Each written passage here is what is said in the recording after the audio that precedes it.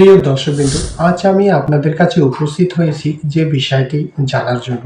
সেটি হয়তো এর পূর্বে কে বলেছে বা বলেছে না সে বিষয়টা আমি জানি না।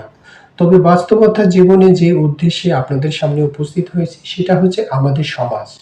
আজ আমাদের সমাজে সকলে কিন্তু ধর্ম বোঝে এবং ধর্ম জানে। কিন্তু ধর্মের প্রকৃত অর্থগুলো সুন্দরভাবে তারাও ভালো জানে, কিন্তু আসলে আমরা নিজেরাই বুঝি না।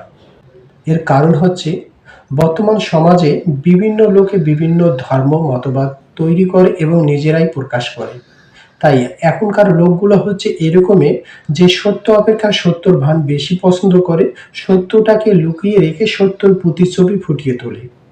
কিন্তু বর্তমান সমাজের মানুষ আসলে সঠিক পথে, সঠিক রাস্তা, সঠিক নির্দেশনা পাচ্ছে না। তাই আপনাদের কাছে আমি উপস্থিত হয়েছি যে বিষয়টি, সেটা হচ্ছে আগামী ভবিষ্যতের কথা যদি কেউ চিন্তা করে, কেউ যদি শ্রীকৃষ্ণ ভগবানকে ভালোবাসে এবং ভগবানকে ভালোবাসতে চায়, তাহলে অবশ্যই তাকে এই জিনিসটা মানতে হবে। কেননা ভগবান শ্রীকৃষ্ণ একটা কথা বলেছেন যে পৃথিবীর মধ্যে সবচেয়ে সেই ব্যক্তিটি আমার সবচেয়ে প্রিয়, যে আমাকে ভালোবাসে। তার মানে যে ভগবানকে ভালোবাসে, আসলে ভগবানকে কয়জন ভালোবাসে, ভগবান শ্রীকৃষ্ণকে কয়জন ভালোবাসেন, আপনারা নিজে বলেন। এটা আপনাদের কাছে আমার প্রশ্ন থাকলো। যদি ভগবান শ্রীকৃষ্ণকে আপনারা ভালোবাসে যান, তাহলে গীতার 18তম অধ্যায়ে লাস্ট অর্জুনকে এই কথাই বলেছেন, যে ব্যক্তিটি গীতা পড়ে এবং যে ব্যক্তিটি গীতা পড়ায় এবং যে ব্যক্তি গীতা শোনে, এই তিন প্রকৃতি এবং তিন ধরনের লোক এই মনুষ্য জন্মের মধ্যে সবচেয়ে প্রিয়, আর এর চেয়ে অধিক প্রিয় আমার কেউ হবে না। কেননা ভগবান এখানে বলছেন মনুষ্য জন্মের মধ্যে, অর্থাৎ মনুষ্যানাং সহস্রেদু কোচিমাং বেদি তদত্ত, বলা হচ্ছে যে হাজার হাজার মানুষের মধ্যে কোনো একজন সিদ্ধ পুরুষ এবং তাদের মধ্যে হাজারের মধ্যে আর একজন সেই ধরনের সিদ্ধ পুরুষ একমাত্র গীতা পড়তে পারে, জানতে পারে, বুঝতে পারে।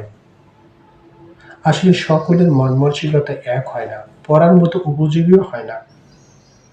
কেন বর্তমান সময়ে যে পরিস্থিতি এসেছে, যতই দিন যাচ্ছে মানুষ বিদেশিকা হচ্ছে। কেন মানুষের অভাব অনাটন দুঃখ দুর্দশা লেগে আছে, কেউ পায় না একটা সঠিক রাস্তা, সঠিক পথ, সঠিক নির্দেশনা। সকলে বিদেশিকার মধ্যে পড়ে গেছে।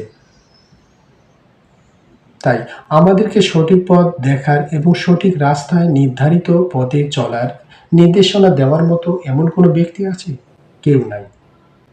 কিন্তু বর্তমান যদি সমাজে চলতে চান, আমার এতটুকু বিশ্বাস, আমি এতটুকু মনে করি যে অন্তপক্ষে আপনারা যদি কখনো গীতা স্টাডি নিয়মিত করেন, তাহলে অবশ্যই আপনি এই বিষয়গুলো জানতে পারবেন। কেন জীবনে মানুষের চলার ক্ষেত্রে অনেক বিভ্রান্তি, বিভিন্ন সমস্যাগুলো উপস্থিত হয়।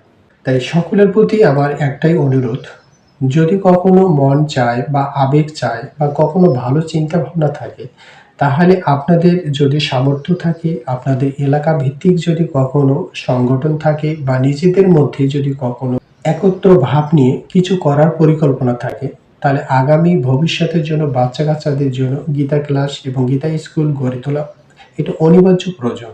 কারণ এখন থেকে যদি বাচ্চা কাচ্চা ধর্ম শিক্ষা না পায়, তাহলে মানুষের মধ্যে আসলে বিধিশিক্ষা হয়ে যাচ্ছে। চিন্তা শুদ্ধ করতে হবে, জীবন মান উন্নতি করতে হবে, আমাদেরকে সঠিক রাস্তা দেখাইতে হবে। আপনি, আমি, আমরা আর কতদিন বেঁচে থাকব, কতদিন বা এখানে আমরা রইব? তাই বর্তমান সময়ে আমরা যদি অন্তপক্ষে একবার চেষ্টা করি, তাহলে অবশ্যই আমরা কিছু না কিছু করতে পারব।